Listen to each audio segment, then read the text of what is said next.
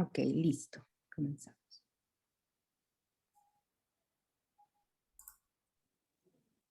Muy bien, buenos días con todos. Bienvenidos a la última sesión, al último día, perdón, de la tercera semana de la investigación de la Red Peruana de Universidades. Nos encontramos hoy día en la Mesa de Ciencias Sociales 8 y le damos la bienvenida a los ponentes que hoy día nos acompañan. Están con nosotros el doctor Vladimir Orihuela Rojas, está también con nosotros la doctora Rina Álvarez Becerra, el doctor Edgar Pacheco Luza y la doctora Magali Nóblega Mayorga. Darles también la bienvenida a ustedes que nos acompañan en esta cita y recordarles a los ponentes, por favor, que nuestra sesión, nuestra ponencia es 15 minutos. Vamos a escuchar todas las ponencias y después va a haber una sesión de preguntas. A los participantes indicarles que las preguntas las pueden hacer a través del chat y cuando terminemos todas las ponencias vamos a dar lectura a las preguntas y tendremos un máximo de 4 minutos para responderlas. Sin más, vamos a dar pase al profesor Vladimir Orihuela. Él es doctor en Derecho Comparado, PhD, por la Universidad de los Estudios de Milano, Italia. Es docente universitario en la Universidad Nacional de Huancavelica. Y la ponencia que nos trae el día de hoy es un análisis de la criminalidad organizada en Perú, Italia. Profesor Vladimir, bienvenido y puede empezar, por favor. Doctores y doctoras, muy buenos días y con quienes están en la plataforma. ¿Me permite, por favor, poder compartir mis slides? ¿Puedo, por favor? Adelante, profesor. Compartamos. Mis estimados colegas y para quienes están en la plataforma, el tema que voy a tratar es un tema un poco problemático y más aún si vamos a hacer referencia a la criminalidad organizada que en la actualidad ha traspasado fronteras. Y hacer una comparación entre el modelo jurídico italiano y el modelo jurídico peruano es de vital importancia, ya que en ámbito italiano, y profigo aquí a dos magistrados en plataforma, dos magistrados que sí o sí son magistrados italianos, por un lado Giovanni Falcone y por otro Paolo Borsellino, dos magistrados que se han confrontado a toda una organización criminal que es la mafia. Es conocido que Italia ha producido diversas mafias de acuerdo a cada región, el 'Ndrangheta, Cosa Nostra, la Sagrada Familia, y en la actualidad otras organizaciones criminales. Y aquí algo muy importante y de resaltar, cómo estos magistrados se han confrontado, han combatido, y más aún, gracias a estos dos magistrados es que en el ordenamiento jurídico italiano, penalmente, se llega a crear un código antimafia. Es decir, el Código Procesal Penal italiano no servía, y especialmente el derecho penal italiano, no servía para poder combatir a estas formas de organización. Entonces, el modelo italiano, ¿qué cosa hace? Crea, pues, primero un código antimafia, crea también fiscales antimafia para poder combatir esta forma de organización criminal. Y aquí una frase de Giovanni Falcone. En sí son tres frases de diversos autores italianos. Por un lado, Giovanni Falcone, un gran estudioso de la mafia italiana, que nos dejó un panfleto, un libro, diríamos, de cómo él percibía la mafia a Cosa Nostra.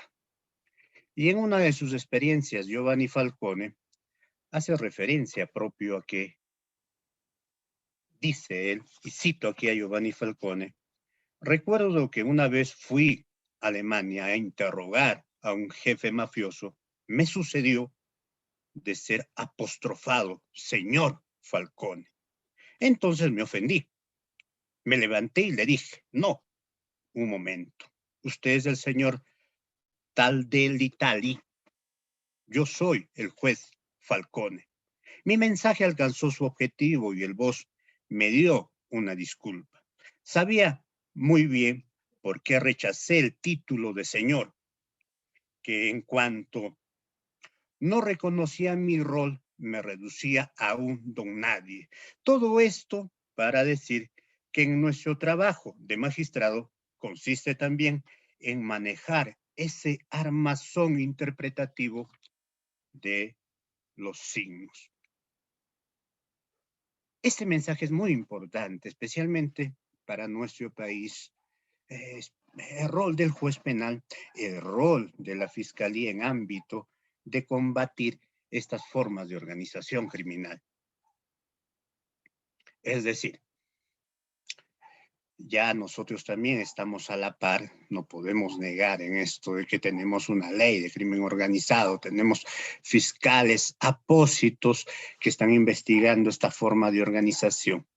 Pero también la gran dificultad aquí es, podemos investigar, juzgar, condenar a toda o a una organización criminal cuando tenemos un código procesal penal garantista. En el modelo italiano, con este código antimafia, algunos derechos se le restringen a estos investigados y imputados. Es decir, no podemos combatir la mafia, la criminalidad organizada con un código garantista. Es así que en Italia, para estas formas de organización, existe todo un código antimafia. Ya con el término antimafia creo que engloba todo lo que quiero expresar. Pero también, mis estimados doctores y doctoras, no pensar que esta figura de la mafia, crimen organizado, es un tema nuevo tampoco. Miren ustedes, ya Lombroso, en el 800, desde un punto de vista antropológico criminal, realizó todo un estudio sobre esta figura especialmente llamado mafia. 1800.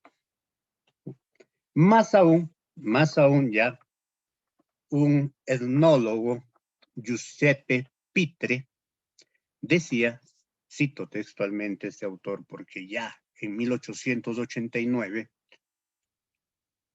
nos decía que la mafia no es una secta, no es una asociación, es la conciencia del propio ser. Mire, ¿por qué evoco aquí a la cuestión italiana? No es por cuestiones de gusto y mucho menos. Es algo muy importante evocar a la cuestión italiana. El maxi proceso. Gracias a estos dos jueces, Giovanni Falcone y Paolo Borsellino, es que se realiza todo un maxi proceso en 1986 que por primera vez en la historia del proceso penal se llega pues a imputar el delito de asociación mafiosa a Cosa Nostra. ¿Y esto qué significa? Miren ustedes, mis estimados doctores y doctoras. 19 son mafiosos, jefes, condenados a cadena perpetua. 342 condenados a prisión efectiva. El famoso nombre aquí de Buscetta, el primer colaborador eficaz, y luego también Salvatore Contorno. Entonces nos sirve como musa el modelo italiano para poder combatir en la actualidad, odierno, estas formas de organización, y más aún, el crimen organizado se va perfeccionando. En la actualidad, crimen organizado, informático, el Bitcoin, tantas figuras nuevas, entonces también el derecho debe estar a la par. Y más aún aquí, algo muy importante que tengo que hacer referencia al modelo italiano. Aquí es un rol también muy importante, el rol del Estado, por un lado, el rol de los jueces, de los fiscales y también de la sociedad civil para combatir estas organizaciones criminales. Aquí cada uno de nosotros juega su rol muy importante. Iniciemos por el Estado en el modelo italiano. ¿Qué se está haciendo? El rol del Estado que está haciendo para poder combatir estas formas de organización. Miren, pareciese esto algo inusual, algo inicuo, pero necesariamente el Estado también juega su rol. Es decir, se ha implementado dentro de todas las instituciones educativas iniciales de curso obligatorio el curso llamado Educar a la Legalidad. Es decir, ¿qué significa esto, no? Para nosotros sería eh, algo inusual, algo que no compactaría, pero necesariamente educar a la legalidad. ¿Qué cosa significa? ¿Cuál es su objetivo? Y uno de los objetivos de este curso, que se lleva desde los primeros años de educación inicial, es formar futuros ciudadanos capaces de respetar la legalidad. Voy a decir luego qué cosa es la legalidad para esta forma de educación, de respetar la paz y en especial la responsabilidad hacia los demás y hacia la comunidad. Aquí en este curso llamado Educación a la Legalidad, legalidad significa algo muy importante. Miren, no pensar desde un enfoque jurídico, sino también desde un enfoque un poquito más. Es decir, el crimen organizado no solamente se combate desde un punto de vista legal, jurídico, procesal, penal, sino también desde varios puntos de vista. Es decir, para combatir estas formas de organización es una cuestión multidisciplinaria. Entonces aquí, en este modelo italiano, se entiende legalidad significa, primero, tener actitudes, acciones, pensamientos, palabras conforme y respetando la ley.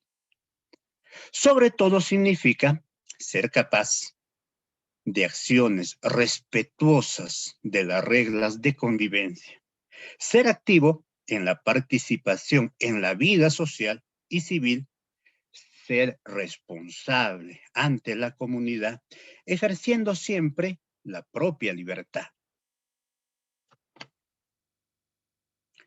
Este es el rol que el Estado debe de implantar. Es decir, en términos sencillos, debemos educar desde los primeros años a respetar la convivencia social, a respetar la regla jurídica, la ley, la constitución en nuestro medio, desde los primeros años de la educación. Y no queda esto aquí, miren, el modelo italiano también ha implementado ya estos famosos educadores de estrada, con un enfoque no solamente de educación, sino también con un enfoque sociológico, antropológico. Recordemos, y no es aquí de no evidenciar, las regiones de Italia, cada región ha producido esas formas de organización. Cosa Nostra en el sur, en la 'Ndrangheta, en la Calabria, la Sagrada Familia, y que hasta la actualidad está, es un pequeño estado dentro del Estado. estas mafias en Italia. No pensar que en la actualidad todavía no existen, están presentes. Y más aún nosotros tenemos que tener ya aquí una forma de poder combatir estas formas de mafia, porque ya llegaron al Perú. El Andrangheta ya está en el Perú. Cosa Nostra ya está en el Perú. Entonces aquí viene el segundo rol, el rol del juez. Disculpe, disculpe, profesor. Las diapositivas no podemos verlas. Sí, no, está, yo sigo aquí con Giovanni Falcone. Gracias. Ah, ok. Si desea puede, Sí, ahora agrandar las diapositivas. voy a ser lo más sintético posible. Gracias. Entonces, miren, mis estimados doctores y doctoras, aquí el rol del juez también de este tercero imparcial es un rol muy importante. La administración de justicia es de vital importancia. Los jueces nos deben estar vinculados a cuestiones políticas, especialmente. Y eso es lo que se está haciendo en Italia, ¿no? Pues, no ser influenciados por el mass media. El rol del Ministerio Público en la investigación. Aquí, estos dos señores son la bandera, la inspiración, la musa para combatir el crimen organizado. Estos dos señores han dado su vida para poder combatir a la mafia italiana en su conjunto. ¿Ya?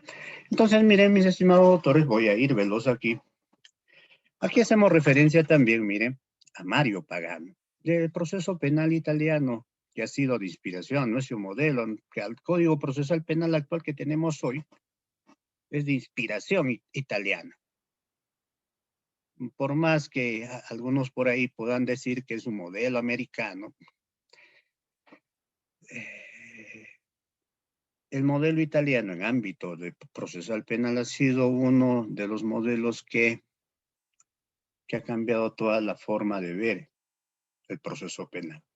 ¿Ya?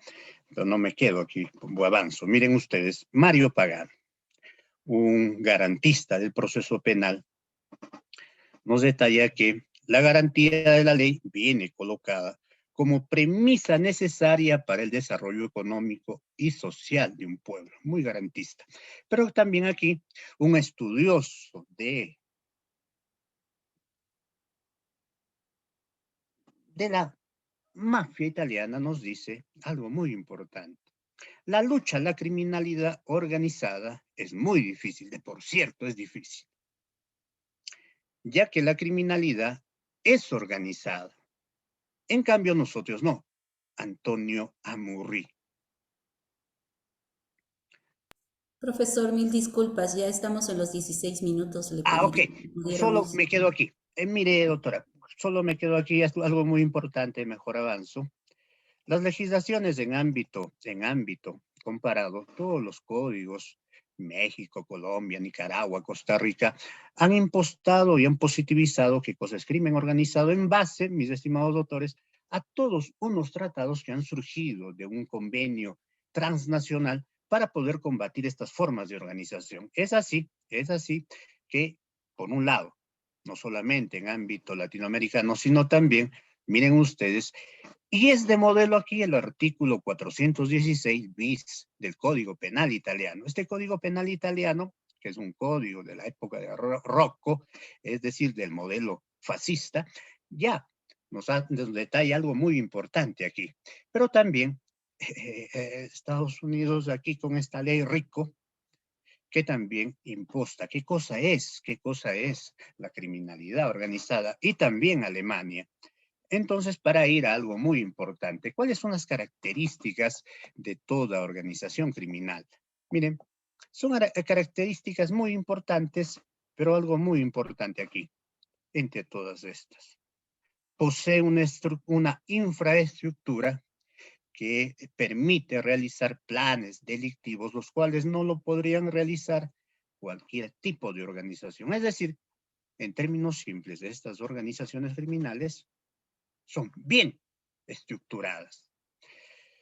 Para poder concluir aquí, al igual, miren, nosotros en ámbito jurídico hemos llegado a dar todo un acuerdo plenario para poder estructurar y para que todo un hecho pueda encuadrar en estos elementos que están aquí, es decir, el elemento personal, el elemento temporal, teleológico, funcional, estructural, para que se pueda investigar o imputar, luego juzgar y luego condenar a estas organizaciones criminales. Nosotros también estamos en eso. No tenemos que ser pesimistas. Y miren ustedes, para culminar aquí, algo muy importante de aquí, ya Kirchner nos decía sobre estas, en sí, sobre un enfoque macroeconómico, la presencia de las organizaciones criminales modifican la estructura, es decir, la demanda, la oferta de todo el mercado en los que está presente. Pasamos así, miren, de dos sectores, ¿no? Una economía de sector público y privado a una economía de tres niveles, privado, público y criminal. El welfare criminal, como se dice. Yo agradezco por la atención. Muchas gracias y estoy a la espera de algunas preguntas. Le agradezco. Gracias, doctora Cari. Muchísimas gracias por su presentación, profesor Vladimir. Felicitaciones. Y quedamos a la espera de las preguntas que las vamos a leer, por favor, al finalizar las ponencias. Muchas gracias. A continuación, vamos a tener la presencia de la doctora Rina Álvarez Becerra. Ella es profesora investigadora, desarrolla y publica investigaciones científicas en las líneas de investigación de Derecho Constitucional, Derechos Sexuales y Reproductivos, Salud Pública, Epidemiología y Calidad Educativa. Participa en proyectos de investigación con autores de Colombia, Bolivia, Chile, Ecuador, Venezuela. Es docente y asesora de tesis de pre- y posgrado.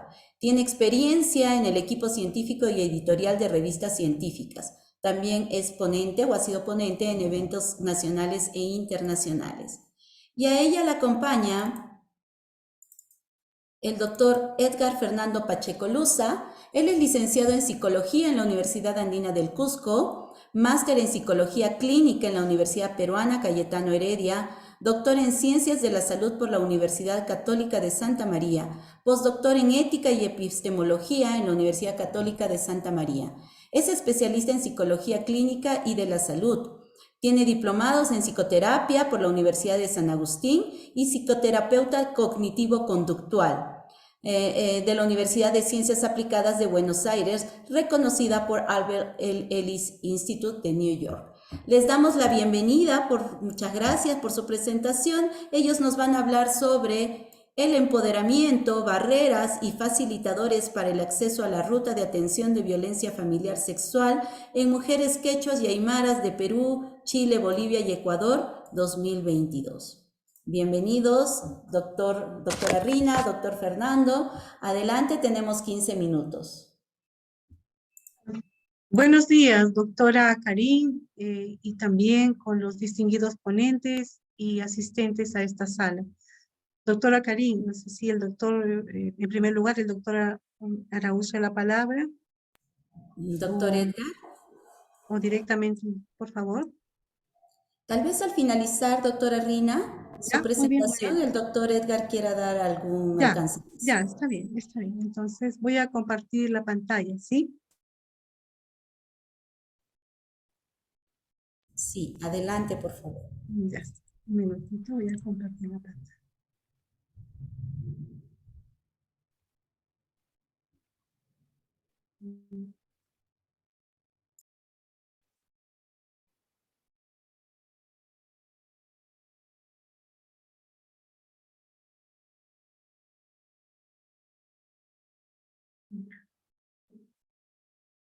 En primer lugar, ¿no? Deseo agradecer la oportunidad de estar presente el día de hoy y de poder participar, ¿no? Y comunicar, ¿no? Los avances en el campo de la investigación de la Universidad Andina del Cusco a través del Instituto Científico de la misma universidad. También deseo felicitar al doctor Vladimir Orihuela, quien ha hecho una excelente ponencia referida a la criminalidad comparada de dos sistemas jurídicos, ¿no? Italia y Perú. Realmente me ha parecido muy interesante.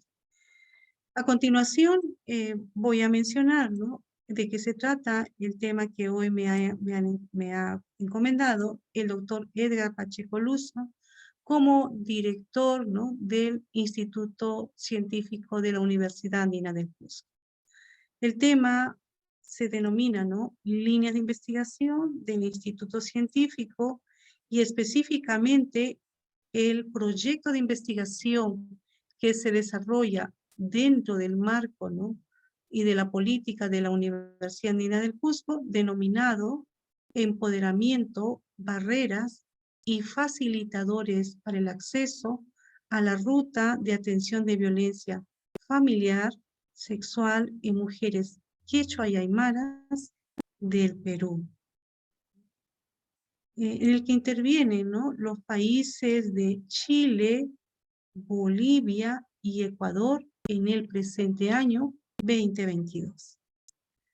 Este proyecto está liderado por el Instituto Científico de la Universidad Andina del Cusco, el cual es un órgano, ¿no?, que realiza investigaciones con altos estándares para fines de publicación. Quisiera disminuir un poquito esto.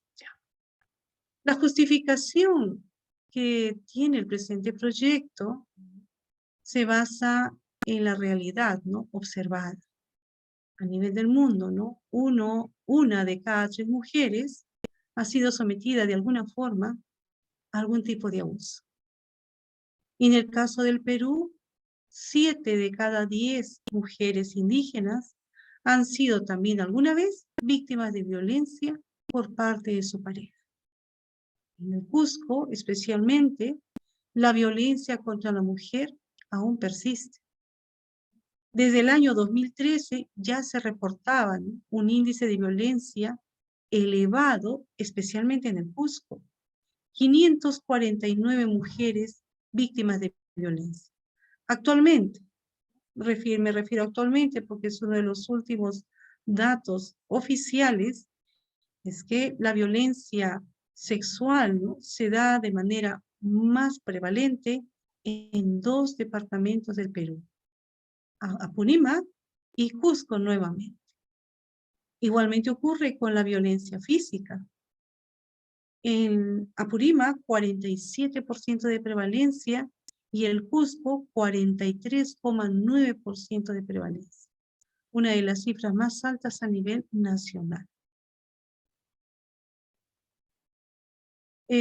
Además, ¿no?, además de la problemática de la violencia, también es importante mencionar, ¿no?, que en una investigación los académicos también pretenden generar un conocimiento científico que satisfaga, ¿no?, brechas o vacíos de conocimiento. En este caso, esta investigación se realiza bajo un enfoque eminentemente cualitativo.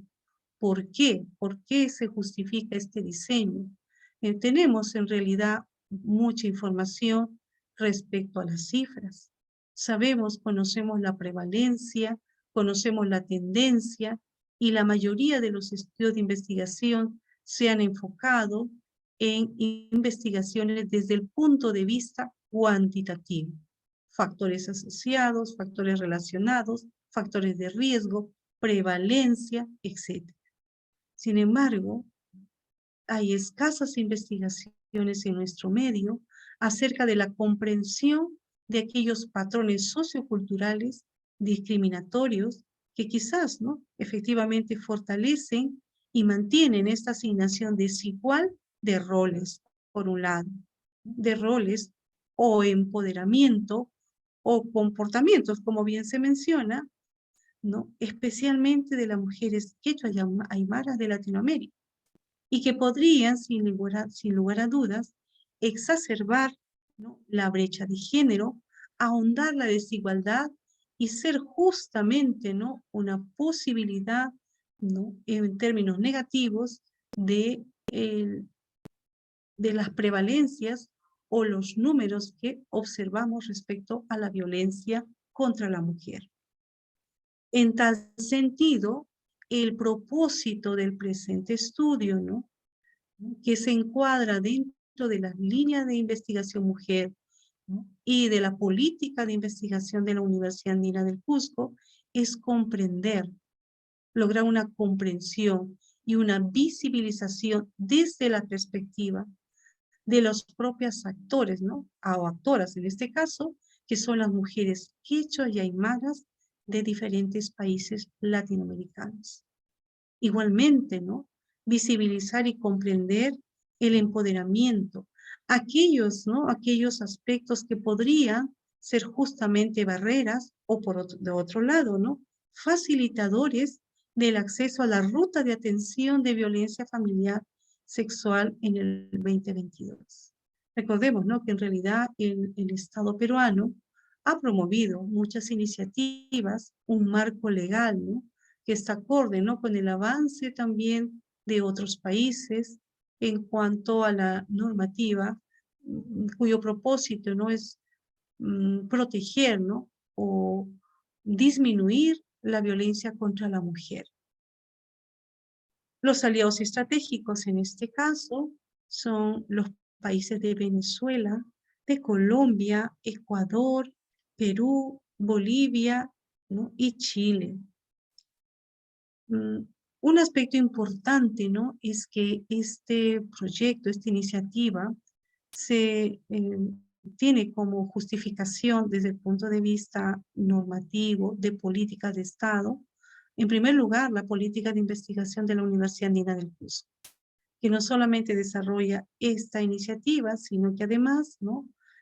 También la primera cátedra mujer, ¿no? Denominada mujer, en la cual también, ¿no? Esta investigación pretende, ¿no? Aportar, fortalecer el Plan Regional de Igualdad de Género de la región del Cusco, la Estrategia Nacional, incorporando nuevos actores en la prevención de la violencia de género, la Política Nacional de Igualdad de Género y a nivel macro aportar al Objetivo de Desarrollo Sostenible número 5, igualdad de género.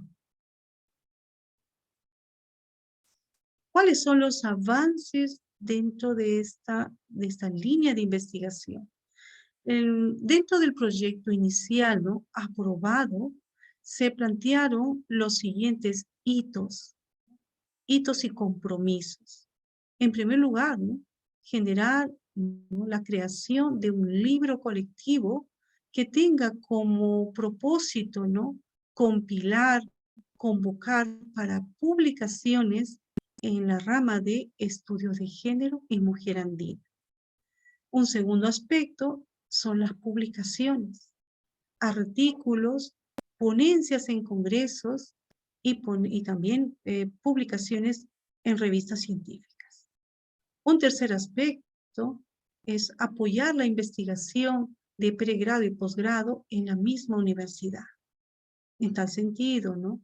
No solamente se tendrá como resultado un informe de la propia investigación para la universidad, sino que de esta investigación se desprende también proyectos de investigación para fines de obtener o un título profesional o un grado académico. Es así que lo remarcado con color rojo es lo que voy a mostrar a continuación. Los resultados de investigación van a estar listos para al finalizar el proyecto en sí. Ya lo mencioné este punto, yo creo que lo vamos a pasar y a continuación les muestro, ¿no? Ya la carátula del primer libro arbitrado, ¿no? Que se denomina Mujer en las Américas, brecha de género en un mundo global. Actualmente, ¿no? El libro, la portada del libro que muestro en este momento ya tiene la aprobación oficial de parte de la universidad, ¿no? Este libro se creó, ¿no? A iniciativa y según, ¿no? Los procedimientos establecidos por el Instituto Científico de la universidad, ¿no? Liderado por el doctor Edgar Pacheco Luz. los invito, ¿no? Desde ahora ya los invito, ¿no? A presentar, ¿no? Un escrito, un documento que permita, ¿no? Ser incluido en este libro Mujer en las Américas.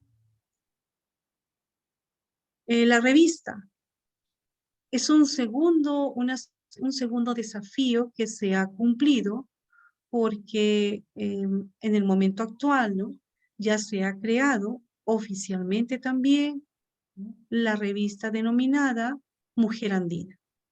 Muestro la portada aprobada, la cual va a tener diferentes, digamos, diseños en cuanto se den las diferentes publicaciones, las publicaciones siguientes, ¿no? Y se desarrolla efectivamente dentro del marco de este proyecto. Voy a ir a la página, aquí les muestro, ¿no? El proceso de elaboración de la revista. Se plantearon varios diseños, se aprobó en una reunión del Instituto Científico el diseño de color celeste que muestro, y esta es la publicación, la convocatoria en la página oficial. Estoy haciendo un clic para dirigirme a la página oficial de la universidad, ¿no? Que es donde está ya, perdón, disculpen, la convocatoria para poder presentar artículos académicos y científicos para la revista. Esta fecha, disculpen, se ha ampliado, ¿no? Hasta la fecha de noviembre, hasta prácticamente la quincena de noviembre. Ya tiene la información para lectores, la información también para los autores, e igualmente para los bibliotecarios. Ya está funcionando, digamos, en la página, según lo que establece, ¿no? Las directivas y, digamos, los estándares para fines de que realmente se le reconozca como una publicación científica, una revista científica. En cuanto a las ponencias, ¿no? Se cumplió ya en la fecha del 14 al 19 de agosto la presentación de una ponencia dentro del proyecto referido a la creación de la revista Mujer Andina, ¿no? ¿Y por qué esta revista se justifica para fines de visibilizar la investigación en la Universidad Andina del Cusco y en todo nivel, sino que también, ¿no? Aporta, ¿no? A la Cátedra Mujer de la Universidad y al Objetivo de Desarrollo 5 y a los aspectos ya mencionados sobre la justificación en realidad de todo el proyecto. Igualmente, ¿no? A la fecha está pendiente para el 4º Congreso de Investigadoras de Iberoamérica, que se dará el 10, 11 y 12, en la cual también ha sido aceptada una ponencia que parte de los productos que se están obteniendo del proyecto que se acaba de mencionar. Y respecto a digamos, al compromiso, ¿no? De apoyar y promover investigaciones científicas para fines del título profesional o grado académico, actualmente, ¿no? Ya se ha presentado el proyecto denominado Comprensión del Silencio de la Violencia de Género en Mujeres, ¿no? De Canchis en 2022 del Cusco. Este proyecto lo lidera el doctor Edgar Fernando Pacheco Luza, como parte también de los compromisos asumidos para fines del proyecto en general. Finalmente, ¿no? Finalmente, todos los esfuerzos que se realizan tienen, digamos, resultados que también van a fortalecer la cátedra mujer. Este ha sido realmente un avance también muy importante de parte de la universidad y muestra, ¿no? El compromiso que tiene la universidad con los ODS, con las políticas de igualdad de género de la región del Cusco, y también, ¿no? Del compromiso de aportar con información científica, con publicaciones y resultados de investigación que van a fortalecer, ¿no?, los alcances que tiene el Perú en el orden de investigar, ¿no? Muchas gracias, doctora Karin. Le agradezco. Con este punto finalizo, ¿no?, esta presentación sobre el proyecto que se lidera a través del Instituto Científico de la Universidad Andina del Cusco. Muchísimas gracias. Muchas Gracias, gracias, doctora. doctora Rina. Sí, Le damos pase al doctor Edgar Pacheco, por favor, Muy bien. para... Sí, sí, sí. gracias, gracias, Sí. Voy a...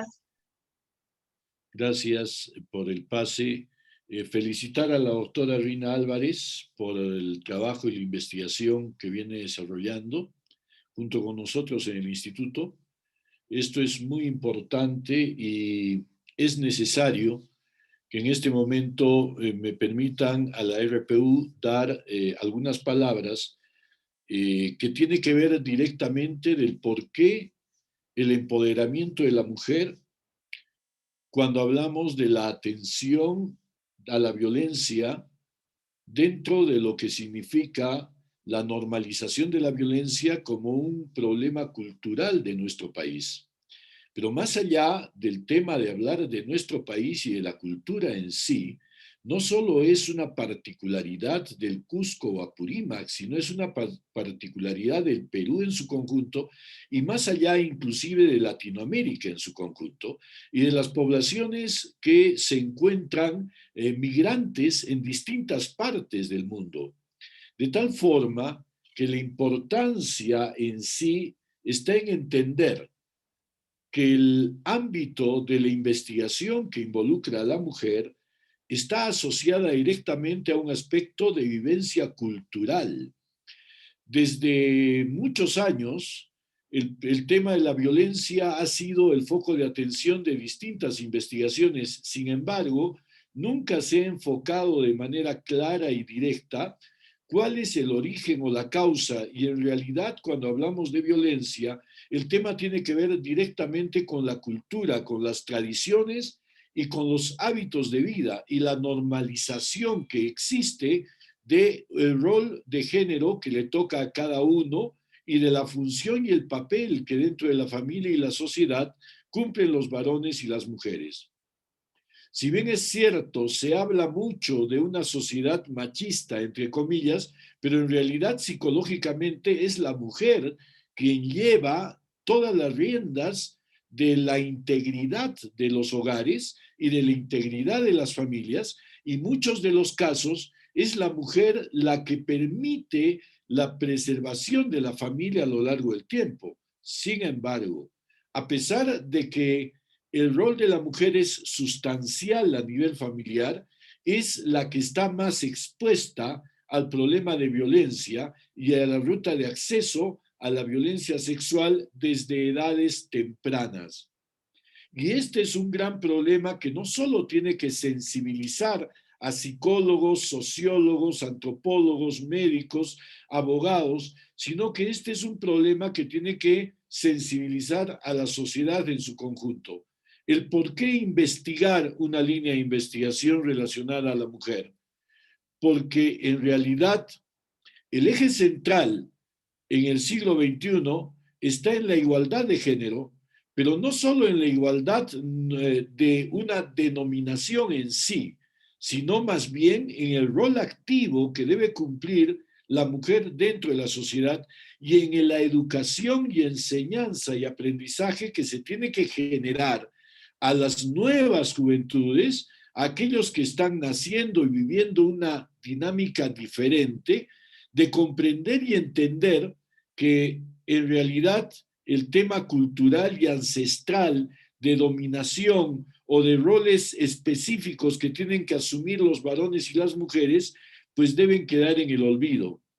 En el mundo del Ande y en la cosmovisión andina, encontramos que en muchos de los casos la mujer es el eje central. Sin embargo, la normalización de la violencia viene desde la misma mujer en sí, cuando no tiene acceso a la ruta de poder prevenir o denunciar o mostrar que no debe existir la violencia contra la mujer. Porque en muchos de los casos tenemos que entender que cuando hablamos de violencia, no solo estamos hablando de aspectos físicos, sobre todo de aquellos psicológicos. Es a veces difícil comprender que un golpe puede generar un hematoma que va a llevar a una curación, pero en realidad un golpe psicológico es aquello que muchas veces no cicatriza y no cura durante la vida. Y en realidad el menospreciar, en realidad el controlar, en realidad el tratar de generar manipulación de uno sobre el otro es lo que nos permite entender la violencia psicológica como una forma encubierta y normalizada. Diversos estudios se están haciendo y se han hecho sobre la violencia, pero ninguno ha llegado a una conclusión válida. Nosotros queremos hablar del empoderamiento de la mujer desde el acceso a la ruta de lo que significa la violencia sexual, pero más allá de ello, entender que esa ruta de acceso hacia la violencia tiene que dejar de ser normalizada y tiene que dejar de ser un hábito de vida, de tal forma que permita un empoderamiento del rol de género de la mujer tal como le corresponde a lo largo de los tiempos y a lo largo de lo que la misma mujer tiene que lograr. A partir de estos criterios, pensamos que una investigación cualitativa nos va a permitir describir esa percepción que integran los raciocinios de las personas, tanto varones como mujeres, sobre en realidad el silencio que se normaliza en la violencia. Y también el hecho del callar como una costumbre o hábito para no perturbar la circunstancia natural o normal de la familia. Esos tiempos ya se acabaron y ahora es el tiempo, y la investigación así lo permite, de lograr a partir de esta revista, a partir de este libro, un empoderamiento de las mujeres y a partir de la difusión que se tiene que hacer no solo desde la Cátedra Mujer en la Universidad Andina, sino desde la Cátedra Mujer de muchas universidades involucradas. No olvidemos que la responsabilidad de la violencia está en todos nosotros y en la sociedad en su conjunto, y sobre todo de los profesionales de la salud que estamos involucrados en tratar de lograr mejores destinos hacia la educación de nuestros pueblos. Esta educación merece una igualdad de género, pero no solo que sea de nomenclatura de igualdad, sino sobre todo de posicionamiento de igualdad. Pero más allá de esa cuota, no tiene que ser un tema político, tiene que ser un tema educativo y tiene que ser un tema de formación. Esto se va a conseguir a lo largo de los tiempos y evidentemente a partir de este estudio, esta investigación que está siendo liderada por la doctora Rina Álvarez, estamos seguros de que va a ser la semilla que va a dar frutos en el futuro para lograr ese empoderamiento de las mujeres en el ámbito de la violencia. Muchas gracias. Muchas gracias, doctor Fernando. Tenemos ya preguntas en el chat que vamos a responder cuando finalicemos la última presentación. A continuación tenemos a la profesora Magali Nóblega Mayorga. Ella es doctora en psicología, profesora principal del Departamento de Psicología de la Pontificia Universidad Católica del Perú, coordinadora del Grupo de Investigaciones, Relaciones Vinculares y Desarrollo Socioemocional. Es investigadora en Psicología del Desarrollo y está especializada en el desarrollo socioemocional del niño en el contexto de las relaciones con sus cuidadores y de su cultura. Es además consultora de proyectos, programas y políticas en desarrollo infantil temprano, así como el diseño y validación de instrumentos de medición cuantitativa. Ha sido ganadora del premio Bowlby Ainsworth Award del 2021, otorgado por el Center for Mental Health Promotion y el New York Attachment Consortium. Le damos la bienvenida. Ella nos va a presentar el tema parentalidad, apego y desarrollo de niños y niñas en el contexto peruano. Bienvenida, profesora Maritza. Magali. Buenas tardes. Perdón, Buenas discúlpeme, tardes. Madara. Buenos días todavía, no te preocupes. Buenos días con todos y todas. Muchísimas gracias por esta invitación a la Red Peruana de Universidades, sobre todo por la iniciativa también de organizar esta semana de la investigación. Efectivamente, tal como lo ha comentado quien me ha presentado, les voy a presentar, estoy preparado para ustedes una presentación referida precisamente a todo lo que son las investigaciones que realizamos como parte del grupo de investigación. Entonces, en ese sentido, voy a compartir con ustedes, perdón, hay algo que ahorita no me está permitiendo. Lo voy a hacer así. ¿Me confirman, por favor, si es que ahí se ve la presentación? Se ve. Gracias, Karim. Entonces, nosotros como grupo de investigación trabajamos principalmente desde un enfoque de la teoría del apego, haciendo investigaciones cuantitativas y cualitativas en torno a temas de parentalidad, apego y desarrollo del niño. En esta oportunidad les voy a presentar qué y cómo hemos investigado en el contexto peruano, resultados, lecciones aprendidas y una agenda a futuro. La P, digamos que inicial, viene de la parentalidad, del apego y el desarrollo, pero como voy a explicar dentro de un momento, pensamos que estos pilares, digamos, o este rompecabezas que se va armando a lo largo de la vida, contribuye a una mayor competencia, no solamente del niño, sino del adulto, y finalmente a un bienestar. Para nosotros es importante investigar esto, pero también intervenir sobre las edades tempranas, porque pensamos que así se puede lograr una sociedad adulta mejor dentro de unos años. Entonces voy a dar, digamos, inicio a la presentación. ¿Qué constructos estudiamos? Para nosotros acercarnos a la parentalidad, estudiamos diferentes constructos.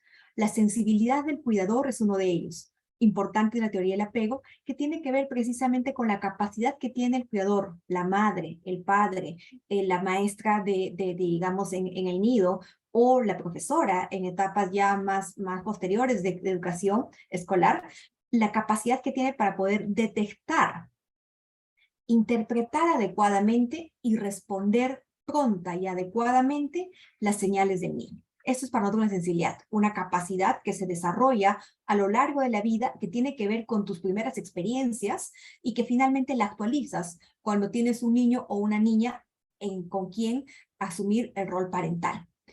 Otro constructo que trabajamos también sobre la parentalidad es el apoyo a la autonomía, que es un poco qué tanto los cuidadores, padres y madres o docentes, están dispuestos a apoyar la creciente autonomía que debe tener el niño. Si bien nosotros trabajamos con apego, en realidad apego es completamente lo opuesto a lo que a veces se puede pensar que es estar, digamos, como pegado a alguien.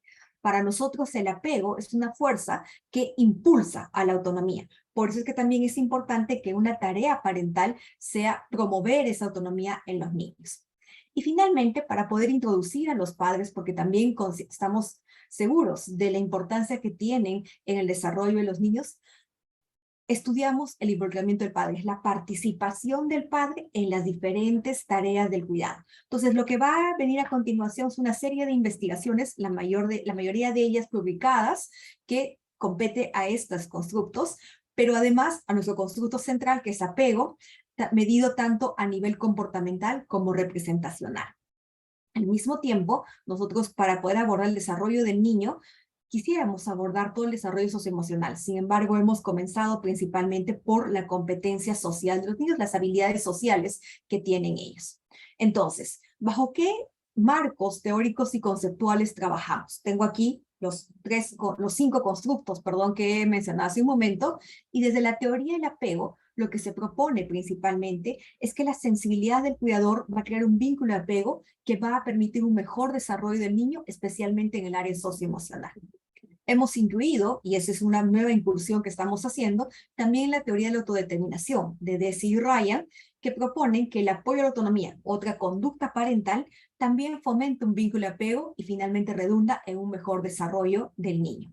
Finalmente, para poder abordar el tema de la paternidad, nos basamos en la teoría de la ecología de relaciones padres e hijos, sostenida por Cabrera en 2014, que sostiene que el involucramiento del padre genera interacciones que finalmente redundan en un mejor desarrollo del niño. Esa sería la influencia directa del involucramiento del padre. Pero también se postula que el involucramiento del padre tiene un efecto indirecto a través del soporte económico y social que brinda a la madre en el desarrollo de los niños. Entonces, ¿qué es lo que hemos hecho como primera medida? Hemos generado instrumentos para medir parentalidad. Tenemos entrenamientos e instrumentos observacionales de la conducta parental, hemos creado una escala de apoyo a la autonomía, hemos validado instrumentos psicométricos, como por ejemplo hemos publicado en el año 2019 una evidencia de validez convergente y de criterio para una escala observacional que nosotros utilizamos para medir la conducta materna, que es el Maternal Behavior Q-Sort en madres peruanas. Luego, este año, me parece, o el año pasado, el año 21, hemos publicado un estudio de validez y confiabilidad de una escala de involucramiento parental, actividades de cuidado y socialización también en madres peruanas. Quienes están interesados tienen ahí los QRs donde les pueden llevar precisamente a la publicación, o también les puedo hacer llegar el PPT donde tendrán esta información y pueden digamos, desde aquí activar digamos, el link a las publicaciones. Para poder ver y valorar el apego, también nosotros tenemos entrenamiento de instrumentos observacionales y de comportamiento de historias que nos sirve para poder ver aspectos comportamentales y representacionales del apego de los niños. Tenemos también una publicación, evidencias de validez de constructo y de criterio del Macy Campbell, que es de la escala de apego durante el estrés. Está ahí, digamos, el link a la publicación realizada. Y ahora nos venimos trabajando, estamos en proceso de proponer que esta escala podría servir para medir la sincronía en el cuidado del cuidador. Entonces, digamos, prontamente vamos a tener ya los resultados, de hecho ya los tenemos, pero todavía están en proceso de publicación. Entonces, este desarrollo de instrumentos nos ha permitido acercarnos a las características de la sensibilidad en nuestro contexto. ¿Cuáles son los datos más importantes que hemos encontrado? En primer lugar, que la sensibilidad en madres de sectores medios y bajos de Lima tienden a ser bajos, comparados con medias internacionales. Ahí nos cabe la pregunta si es que no se trata de algún sesgo en los instrumentos que se puedan estar utilizando. Tenemos también que la sensibilidad tiende a ser menor en madres de menor nivel socioeconómico y de instrucción, lo cual es coherente con la teoría. Entonces tenemos ahí grupos desfavorecidos económicamente y con bajos niveles de instrucción que tienen mucha más dificultad para ejercer esta capacidad de poder interpretar adecuadamente y responder adecuadamente a las señales del niño. Cuando hemos visto a los padres, hemos visto que los padres tienden a tener mayores niveles de sensibilidad con sus hijos.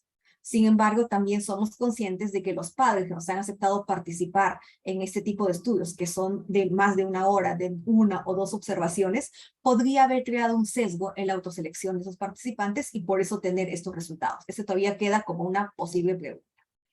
Si vemos en la sensibilidad de los padres, esta tiende a ser menor en padres de mayor edad, de menor nivel de instrucción y con niños de mayor edad. Entonces ahí tenemos algunas variables sociodemográficas asociadas a esta sensibilidad parental. De manera sorprendente, hemos encontrado que madres de zonas rurales, observadas con otros instrumentos menos verbales, sino más globales, que miden de manera global la sensibilidad, tienden a tener puntajes mayores en sensibilidad. Y en la publicación esta que digamos también tienen ahí el QR, nos abre la posibilidad de que son madres que en zonas rurales se trabajan bajo la tarea de multitask. Están simultáneamente haciendo diferentes tareas, la chacra, la cocina, atendiendo las labores del hogar, pero eso no les quita la atención de las necesidades del niño. Además, son madres que tienen un buen apoyo y buen soporte social, de tal manera que el niño siempre está atendido, sea por ella o sea por otra persona del grupo familiar extendido. Esa publicación, por ejemplo, también tienen ahí el QR. Un estudio ya, digamos, último que ha realizado una integrante de nuestro grupo, que es parte de su tesis doctoral, encontró que la sensibilidad de madres rurales del Cusco está inversamente asociada a un riesgo acumulado. Es decir, también el estrés que puede generar diferentes condiciones particulares de las madres rurales hace que estas madres puedan disminuir su capacidad de respuesta a las señales de los niños. Este resultado es interesante porque nos muestra que incluso en poblaciones que supuestamente no habría tanta influencia de los niveles de estrés, cuando este existe, finalmente redunda en una menor calidad del cuidado. Si eso lo encontramos en zonas rurales, imaginémonos que podemos encontrar en zonas urbanas donde tenemos un contexto estresante a todo nivel. Entonces, esto es para caracterizar la sensibilidad.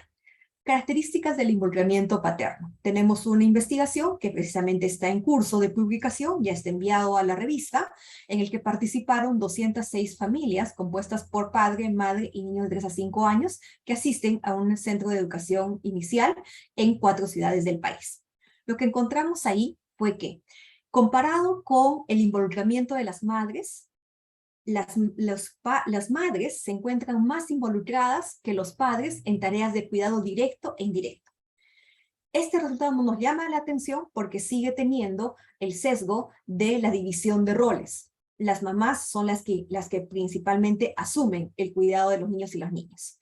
En cambio, los padres suelen estar más involucrados en el juego comparándolas con las madres.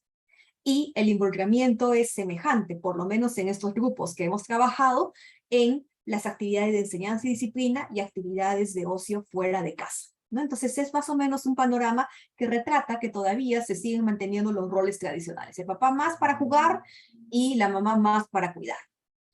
Otros resultados que tienen que ver con asociaciones con sociodemográficos, encontramos que el padre se involucra en el cuidado directo de su hijo cuando éste es varón, no cuando es mujer. También allí hay un rol de género bien establecido, ¿no? El papá se siente más libre de poder entrar en la crianza de su niño varón, pero no de las mujeres.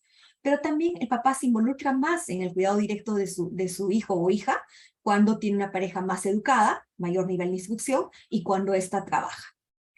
Otro resultado sociodemográfico que hemos encontrado es que el padre se involucra en el cuidado indirecto de su hijo o hija cuando la madre y él tienen una mayor educación, mayor nivel socioeconómico y cuando trabaja. El hecho de que el papá se involucre cuando la mamá trabaja nos indica que el papá se integra al cuidado del niño cuando no le queda otra porque la mamá está ocupada trabajando. Como les digo, es un artículo enviado a publicación que probablemente salga en los próximos meses. De manera, en otro subestudio muy chiquito que fue presentado simplemente en un congreso, encontramos que las mamás perciben menos involucrados a los papás de lo que ellos se perciben. Es decir, evaluamos a parejas y les pedimos a ambos miembros de la pareja que evalúen el involucramiento del papá. Las mamás siempre les puntuaban a sus parejas como menos involucrados de lo que ellos perciben que estaban involucrados. Esa diferencia en la percepción es particular y nos indica que hay una gran demanda sobre los papás a la manera en la cual tendrían que entrar en el desarrollo de los niños por parte de las mamás, por lo menos declarado. Pero claro, hay otros constructos que entran en juego que no necesariamente facilitan ese involucramiento del padre, en particular con los niños pequeños y mucho más aún con las niñas de sexo femenino. Este mismo estudio, que digamos está en fase de publicación, nos mostró unos datos muy reveladores y muy interesantes. Nos mostró que en realidad el papá se involucra en el cuidado directo de su niño cuando se involucra más en el cuidado directo del niño cuando ha recibido menos cuidado materno en la infancia y la niñez. Y esto se explica por la hipótesis de la compensación. Es decir, el papá busca compensar la carencia afectiva que siente que ha tenido de su madre. Pero si leemos el resultado al revés, podemos ver que el papá no se involucra cuando ha habido mucho cuidado materno. Es decir, cuando el cuidado materno ha sido elevado, el papá tiende a no involucrarse. Pensamos que eso tiene que ver con una hipótesis de división de roles de género, en el cual se puede haber formado la idea de que la mamá es la que cuida, y así como yo lo he vivido en mi infancia siendo papá, yo no me meto al cuidado de mi niño o niña porque es un rol materno. Este estudio también nos revela que el padre se involucra en actividades de ocio fuera de casa cuando ha recibido menos control paterno en su infancia y su niñez. Y esto lo podríamos explicar mediante la hipótesis del modelamiento, donde hay una disponibilidad emocional que ha sido, digamos, vivida por el papá, de su propio papá, que es lo que lo vuelcan hacia su tarea paterna, que este sería un resultado sí consistente con la teoría, ¿no? Ahora, para relacionar parentalidad y apego. Hemos realizado un compendio de 3 estudios que mapean diferentes niveles socioeconómicos. Hemos logrado tener con eso 96 diadas, donde hemos encontrado que la correlación entre la calidad de la sensibilidad de la madre y la seguridad del apego es de 0.59, lo cual es un valor bastante elevado, incluso controlando todas las variables asociadas y metodológicas. ¿Qué quiere decir esto? Lo que quiere decir es que la sensibilidad es básica, explica en un 59% las variaciones que tiene la seguridad del apego de los niños, independientemente del nivel socioeconómico en el cual se encuentran. Eso no quiere decir que son altos, o hace un momento dije que son bajos los niveles de sensibilidad, pero están altamente correlacionados con el nivel de seguridad del apego. En ese sentido, podríamos decir que la hipótesis de la sensibilidad recibe comprobación empírica en el contexto peruano, es decir, que la sensibilidad se asocia con el apego del niño. La relación es moderada, es más alta que en otros contextos y probablemente estamos hablando de una característica latina. El apego seguro parece estar formado principalmente a partir de la posibilidad de que la madre calme al niño en situaciones difíciles o de estrés, valore las señales del niño, lo prepare para ser exitoso y lo distraiga a fin de evitar conflictos. Principalmente las conductas maternas dirigidas a bajar el estrés del niño son las que están más asociadas con la seguridad del apego de este niño. ¿Qué podemos decir de los padres? En los padres tenemos también una alta asociación entre su característica sensible y la seguridad del apego que tiene el niño con él, siendo esta de una magnitud de 0.42, controlando todas las variables sociodemográficas. Al mismo tiempo, podríamos mencionar aquí que la sensibilidad es también una característica de los que pueden tener los padres. Los padres pueden ser sensibles a las necesidades de los niños, que la sensibilidad paterna promovería el apego y por lo tanto estaría comprobándose la hipótesis de la sensibilidad propuesta por la teoría del apego. Sé que estoy más o menos, digamos, con el tiempo, pero me gustaría mostrarles así un poquito de algunos estudios que hemos realizado. Por ejemplo, esto fue presentado en una conferencia este año en ISSBD, que fue realizada en Grecia en el mes de julio. Lo hicimos con otro grupo de investigación también de la universidad. Y aquí encontramos datos interesantes. En primer lugar, que la sensibilidad de la madre se asocia al apoyo a la autonomía. Es decir, que son 2 conductas parentales. Cuando la madre es sensible, puede apoyar la autonomía. Y esto es súper importante, porque entonces estamos hablando de mamás que pueden ir cambiando de rol dependiendo de las necesidades de los niños. La sensibilidad materna explica el apego del niño, lo que habíamos estado viendo antes que se replicaba. Pero de manera interesante, el apoyo a la autonomía explica ya también la competencia social del niño, siendo que la sensibilidad materna no le explica la competencia social. Entonces, esto nos muestra que hay diferentes conductas parentales, en este caso maternas, que desarrollan diferentes áreas del desarrollo socioemocional de los niños, como en este caso apego y competencia social. Si voy a otro estudio, también publicado en el año 2020, este ha sido 2019, nos muestra que en realidad las narrativas de apego de los niños están significativamente asociadas a la competencia social en una muestra peruana luego de controlar las variables intervinientes. ¿Qué quiere decir eso? Que cuando el niño ha interiorizado unos esquemas mentales de cómo es ser seguro, sentirse seguro, eso le facilita el hecho de que despliegue habilidades de competencia social en su entorno. Ya para ir terminando y para ir cerrando el tema del involucramiento del padre que tiene que ver con el desarrollo del niño, este es otro estudio que también está enviado a publicación, donde encontramos que la competencia social de los niños podría ser explicado por el cuidado directo, que el involucramiento que tiene el padre en el cuidado directo y por la interacción de cuidado directo y sexo. ¿Qué quiere decir eso? Que el involucramiento paterno en el cuidado directo de su hijo varón está significativamente asociado a la competencia de este. Es decir, cuando tenemos a padres que intervienen cuidando directamente, ¿qué significa cuidar directamente? Alimentándolo, bañándolo, vistiéndolo, haciéndolo dormir. Cuando hay ese tipo de interacción del padre con sus niños, la competencia social del niño crece. Pero esto solamente para los niños, no así para las mujeres. Agenda futura. caracterizar mejor la sensibilidad de diversos grupos de cuidadores en diversos contextos, estudiar la calidad de las relaciones entre padres e hijos desde un enfoque de género, muy importante en nuestro contexto, como también lo han venido diciendo quienes me han antecedido, conocer la dinámica de las triadas padre, madre, niño, variables como coparentalidad, como gatekeeping, que nos permitiría ver mejor esa dinámica y no solamente cada uno por separado, profundizar en el estudio de características parentales y su impacto en el desarrollo del niño, continuar con la generación de instrumentos psicológicos válidos y saltar a la intervención. De hecho, nosotros también ya lo hemos hecho a partir de algunas experiencias, pero el tiempo es corto como para poder mostrarles lo que hemos hecho. Simplemente para terminar, decirles que hemos saltado a las políticas públicas a favor del DIT. Tenemos intervención en lo que es la medición a nivel nacional hecha por INEI del desarrollo del niño, en el PPOR, que es un grupo de trabajo que se dedica a hacer presupuestos para la inversión en la niñez, aportes a la medición, hacemos diseños o adaptaciones de múltiples instrumentos de medición, como la lista de señales de alerta, como la ESDI para el programa Cuna Más.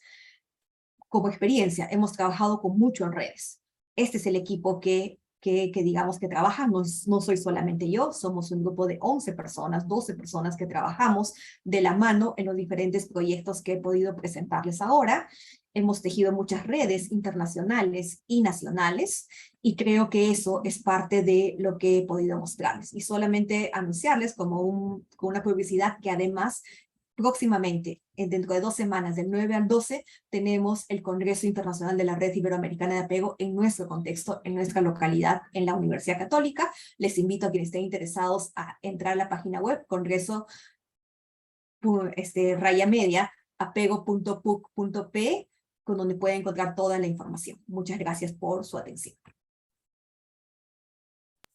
Muchas gracias, profesora Magali, por su presentación. Y tenemos pasaremos a la ronda de preguntas. ¿Están presentes nuestros ponentes, profesor Vladimiro? Sí, doctora, estoy. Ok, perfecto. Sí, porque hay un par de preguntas para usted. Le leo, por favor. Antes no quiero dejar pasar las felicitaciones expresadas en el chat.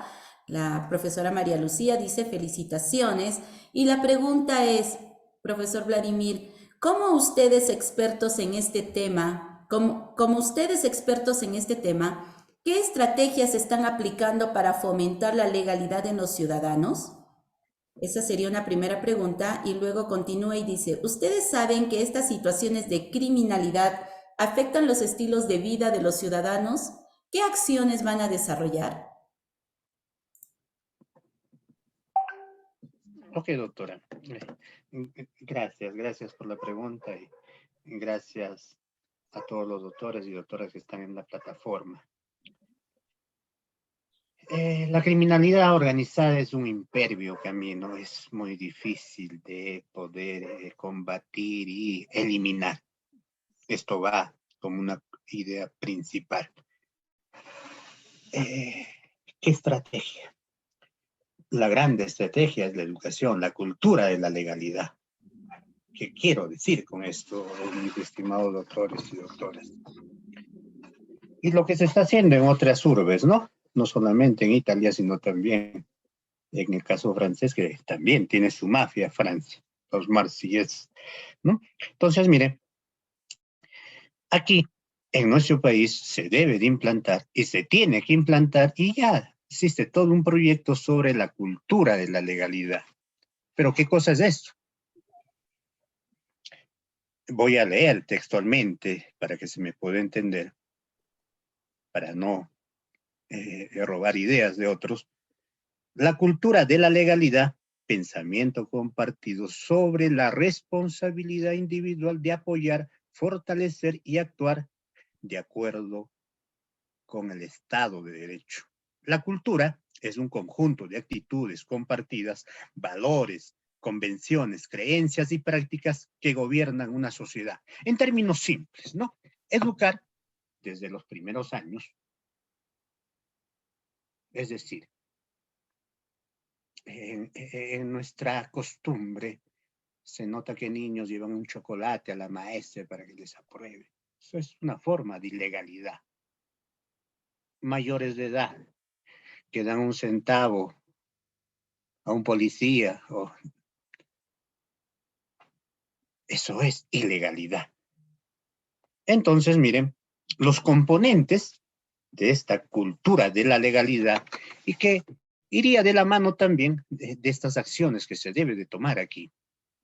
Es decir, enseñar al niño, al adolescente y luego a las demás personas es, por ejemplo, enseñarles que la ley es igual para todos.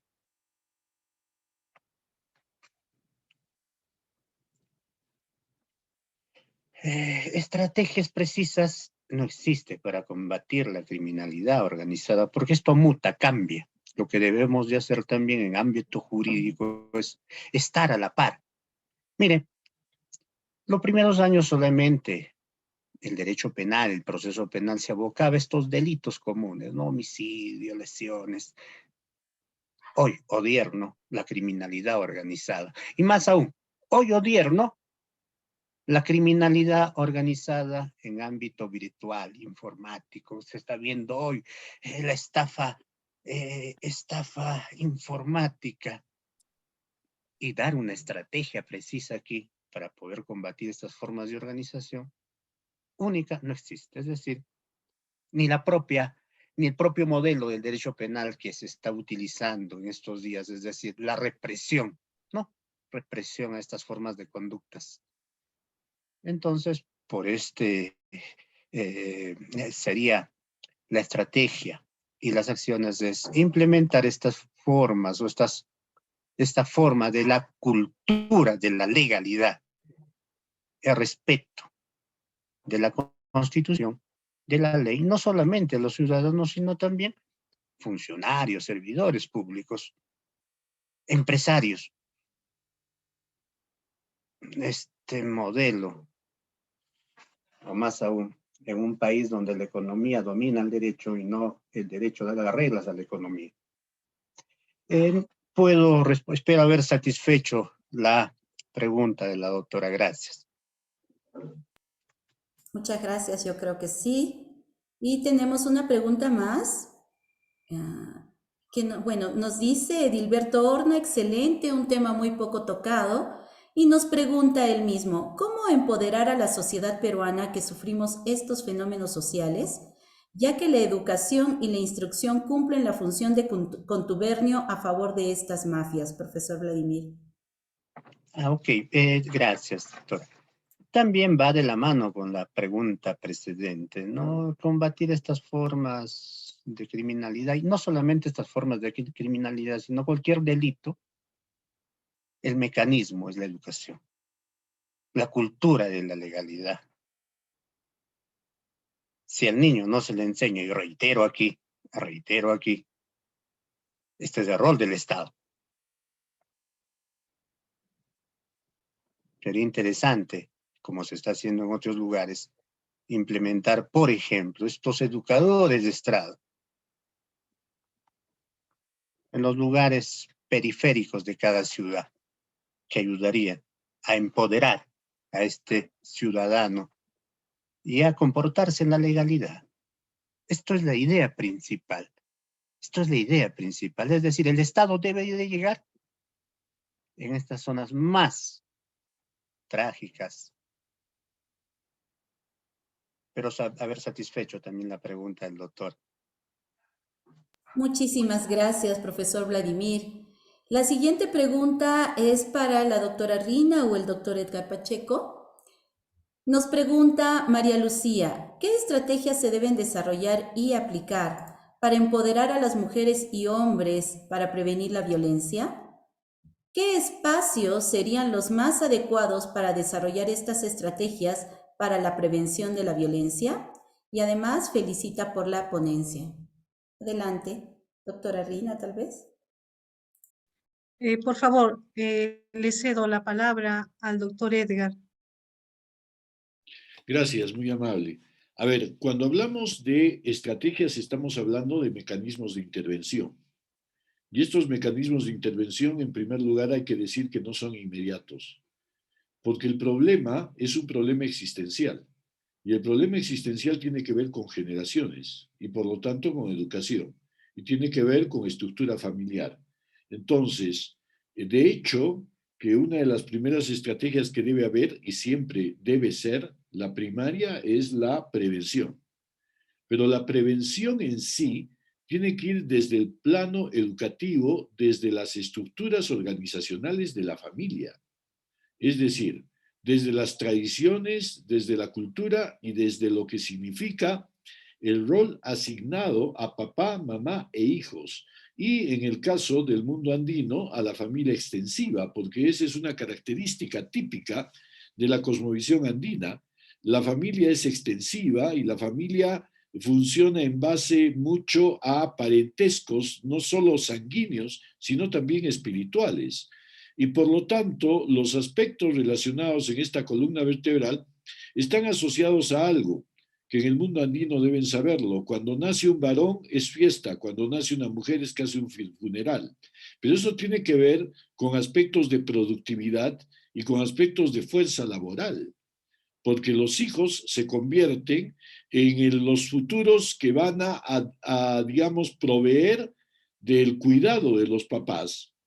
Entonces, el tema pasa por un factor educativo, por una prevención de las estructuras familiares, por entender que las mujeres tienen un rol que no necesariamente tiene que ser el cuidado del varón o el cuidado del hombre en sí, y que ambos tienen los mismos derechos, tienen las mismas obligaciones, pero sobre todo tienen roles que tienen que ver directamente con aspectos que están asociados a sus hábitos de vida. Entonces, ¿dónde está el trabajo preventivo? En las comunidades. ¿Y dónde está ese trabajo preventivo en las comunidades? Desde los espacios públicos y desde los espacios privados.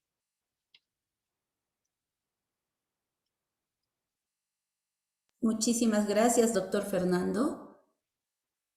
Hay otra pregunta de Rosana México que se la envía al doctor Vladimir, pero creo que es más pertinente para el doctor Edgar o la doctora Rina, que dice, ¿qué tipo de teorías de empoderamiento sería el adecuado en el contexto peruano? ¿Empoderamiento feminista, empoderamiento femenino, empoderamiento dual? Muchas gracias por su respuesta. No sé si la doctora Rina. Doctor Edgar, usted como voz autorizada, por favor. Ok, gracias. Bien, cuando hablamos de teorías de empoderamiento, estamos hablando de un modelo psicológico, evidentemente. Y de hecho, la teoría fundamental psicológica tiene que ser cognitivo-sistémica. En todo caso, si hablamos de un empoderamiento psicológico desde el modelo sistémico, involucra componentes individuales y componentes comunitarios. ¿Por qué cognitivo-conductuales? Porque tiene que ver con la manera de pensar y de sentir de la gente, pero además de eso tiene que ver con la manera de actuar de las personas. Entonces, de plano, un empoderamiento psicológico que sea sistémico y que sea cognitivo-conductual nos permitirá culturalmente la flexibilidad necesaria para poder comprender la diversidad de hábitos y costumbres, tradiciones que puede existir dentro de las formas de vivencia en lo que es la violencia hacia la mujer o en lo que es los problemas psicológicos que puedan existir a partir de esa ruta de violencia sexual. Además de eso, tenemos que entender que el objetivo teórico está asociado a la potenciación del bienestar desde la psicología comunitaria. Y la potenciación del bienestar desde la psicología comunitaria tiene que ver con teorías de empowerment, es decir, empoderar necesariamente. Si no hay empoderamiento, no vamos a lograr una psicología comunitaria óptima. Y el empoderamiento tiene que ver con liderazgo. Entonces, ya estoy hablando acá de varios enfoques teóricos que tienen que ver directamente con el empoderamiento y la liberación del ser humano del yugo costumbrista que en muchos de los casos justifica la violencia. y hace que no permita el desarrollo como personas con plenos derechos y con plena felicidad de la mujer, sobre todo, en cuestión del cumplimiento de sus fines o metas de vida, ¿no?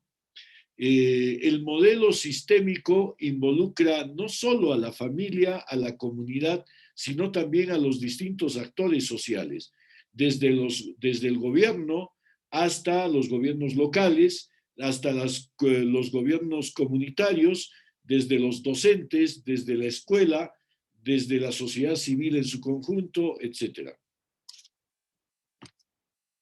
Muchísimas gracias, doctor Edgar.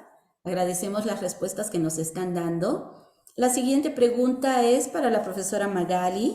Sobre su tema dice que es importante en nuestros tiempos, pero ¿qué pueden hacer los padres si tienen que recurrir a cuidadores que no están preparados para el cuidado de niños y producto de ello sufren maltrato? ¿Cómo ayudar a desarrollar sensibilidad para el apego de los padres con sus hijos si se están separando sin tenerlos en cuenta a ellos? ¿Usted considera, profesora Magali, conveniente que se debe realizar para que permita que el padre y la madre cuiden como mínimo 1 año a su hijo en casa, pero que se le siga pagando su sueldo, ya sea el Estado o la institución privada? ¿Cómo fomentar esta idea en nuestro país para tener niños más seguros y amorosos? Bien, muchas gracias. En realidad, digamos, bueno, he leído también las preguntas que me han sido formuladas, voy a tratar de contestarlas a casi todas. También comentarles que he mandado el PDF de mi presentación del día de hoy, que me lo habían pedido por ahí. Comparto con ustedes la idea de que el desarrollo socioemocional es la base de todo el éxito, la competencia y el bienestar de los niños y de los adultos. Es la formación. No en vano, los economistas han dicho que la mejor inversión que puede realizar un país es en su infancia, porque es lo que hace que haya un mayor retorno económico a largo plazo. Sin embargo, esto no se conoce. No lo conocen los mismos padres, no lo conoce la población y no necesariamente, aunque sea de conocimiento del Estado, quiere asumir toda la responsabilidad que implica ello. En relación a los padres, yo pienso que es importante primero sensibilizar de la importancia que tiene el desarrollo del niño, las diferentes etapas por las cuales atraviesa y lo que necesitan ellos darle en cada una de estas etapas. No pensar que porque cuando el niño comenzó ya a hablar 1 año y medio y como ya aparentemente puede defenderse y ya comienza a ir al nido, ya los padres se desentienden del desarrollo socioemocional. Nos llama mucho la atención que, por ejemplo, el desarrollo de la regulación de emociones no sea un tema conocido, no se sepa la importancia que tiene el propio padre, la propia madre para influir en ese desarrollo. Entonces creo que ahí hay una fuerte necesidad de intervenir a partir de mayor sensibilización y concientización a la población. De esa manera, si todos estamos más sensibilizados al tema, los cuidadores remunerados tendrán también mejores herramientas como para poder enfrentar el cuidado de los niños que tienen a su cargo, aunque sea, digamos, por un sueldo. Eso, digamos, en general como conocimiento. Pero otro punto que también ha tocado la participante que ha mandado la pregunta es que todavía no hay un Estado que asuma realmente el rol que debería tener como garante de los derechos que van a facilitar que el niño se desarrolle de manera integral. Una expresión de ello es precisamente la licencia parental, la licencia por paternidad que estás mencionando. En otros países tenemos licencias muchísimo más amplias. Aquí para el padre son 10 días. ¿Qué alcanza a hacer el padre? Y eso que ha sido ampliado de 4 a 10 días. ¿Qué alcanza un padre a hacer en 10 días, después de que ha nacido su bebé? ¿Cómo forma el vínculo? No es posible. Las licencias de paternidad deberían ser ampliadas. Yo no sé si necesariamente 1 año, porque también las investigaciones dicen que, por ejemplo, en el caso de la mamá, cuando la licencia de maternidad es mayor a 6 meses, la mamá también comienza a entrar en un estado de depresión. Entonces, hay que tener una medida exacta, ¿no? No es dar 1 año. Es cierto que en otros países, por ejemplo, los países escandinavos, es 1 año de licencia que lo puede tomar o el padre o la madre, quien se sienta más preparado para la tarea, quien quiera asumir la tarea. Esas son condiciones totalmente ideales, pero no son nuestras. pero tendríamos que encontrar un modelo nuestro que pueda funcionar y ahí se necesita el rol del Estado. En relación a la violencia es un fenómeno transgeneracional. Si yo fui violentada de niña, lo más probable es que violente a mis niños, porque no tengo otra manera, porque no conozco otra manera de poder educar y criar a mis niños. Entonces ahí tiene que ser el cambio en la infancia para formar futuros adultos que sean buenos cuidadores de sus propios hijos.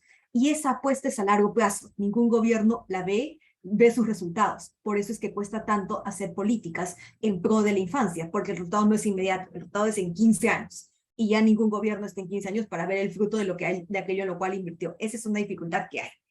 Y finalmente, había una pregunta también sobre por qué los padres influyen más en el desarrollo del niño que de la niña. Probablemente sea por un rol de género. Los niños varones sienten una mayor seguridad cuando son sus papás los que están interviniendo más en su cuidado. Probablemente eso no significa que la niña no sienta lo mismo con el involucramiento de su madre, solamente que en el estudio solamente estudiamos el involucramiento del padre. Espero con eso haber respondido, digamos, a las preguntas que se me han planteado. Muchísimas gracias, profesora Magali. Transmito a todos los ponentes la gratitud de los participantes. Nos dicen gracias a todos los ponentes por sus excelentes respuestas y sensibilidad. Rosana nos dice, interesante respuesta, doctor Edgar, muchas bendiciones. Recordarles que ciertamente la profesora Magali ha enviado su ponencia a través del chat para los que quieran acceder a ella. Con eso hemos concluido con esta sesión de la tercera jornada de investigación de la Red Peruana de Investigadores. Agradecemos nuevamente a los distinguidos ponentes por sus grandes enseñanzas y esperamos tenerlos en el nuevo evento, en un próximo evento. Que tengan ustedes buenos días y a los participantes muchas gracias por acompañarnos. Hasta pronto. Doctoras y doctoras, un abrazo virtual. Hasta luego. Felicitaciones a todos los ponentes. Gracias.